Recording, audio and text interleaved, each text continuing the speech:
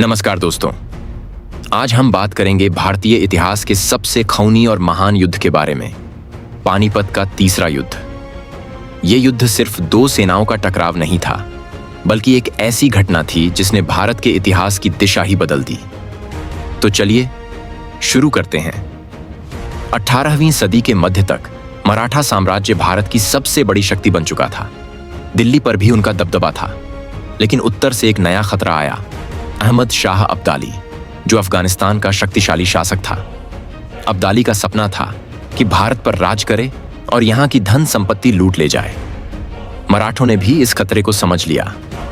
सदाशिवराव भाऊ ने अपनी सेना के साथ अब्दाली का सामना करने का फैसला किया।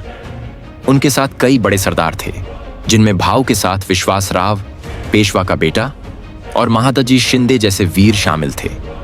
दूसरी ओर अहमद शाह अब्दाली ने रोहिल्लों और अवध के शुजाउद्दौला जैसे भारतीय मुस्लिम सरदारों के साथ गठबंधन कर लिया। दोनों ओर लाखों की सेनाएं तैयार हो चुकी थीं।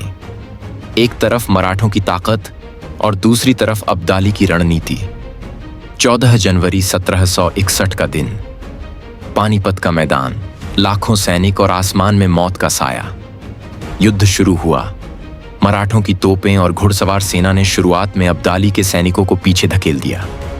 एक समय तो ऐसा लगा कि मराठा जीत जाएंगे, लेकिन अब्दाली ने अपनी सेना को चक्रव्यूह जैसा घेरा बनाने का आदेश दिया। मराठा सेना धीरे धीरे उस घेरे में फंसने लगी, और तभी मराठों का सबसे बड़ा सहारा विश्वासराव गोलियों से शहीद हो गया। इस खबर ने पूरे मोर्चे को हिला दिया। सदाशिवराव भाऊ ने खुद तलवार उठाई और मोर्चे पर लड़ने लगे, लेकिन मराठों के पास भोजन और पानी की भारी कमी थी। अब्दाली की चालाकी उन पर भारी पड़ रही थी।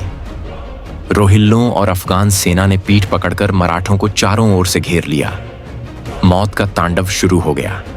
खून की नदियां बहने लगीं। एक के बाद एक वीर मराठा योद्धा शहीद होते गए। शाम तक पूरा मैदान लाशों से भर गया था। इतिहासकार कहते हैं कि इस युद्ध में लगभग 1 लाख से ज्यादा लोग मारे गए। इसीलिए इसे भारत का सबसे खूनी युद्ध कहा जाता है। सदाशिवराव भाऊ और विश्वासराव दोनों शहीद हो गए। मराठा सेना बिखर गई और अहमद शाह अब्दाली विजेता बनकर उभरा। लेकिन इस जीत का नतीजा अब्दाली के लिए भी अच्छा नहीं रहा। इतने बड़े नुकसान के बाद उसने फिर कभी भारत पर नजर नहीं डाली।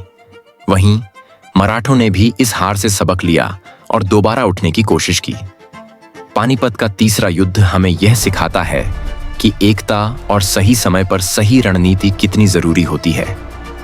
अगर आपको यह ऐतिहासिक कहानी पसंद आई हो तो वीडियो को लाइक करें, शेयर करें और चैनल को सब्सक्राइब करना न भूलें। अगली वीडियो में हम लाएंगे और भी रोमांचक ऐतिहासिक कहानियां। धन्यवाद।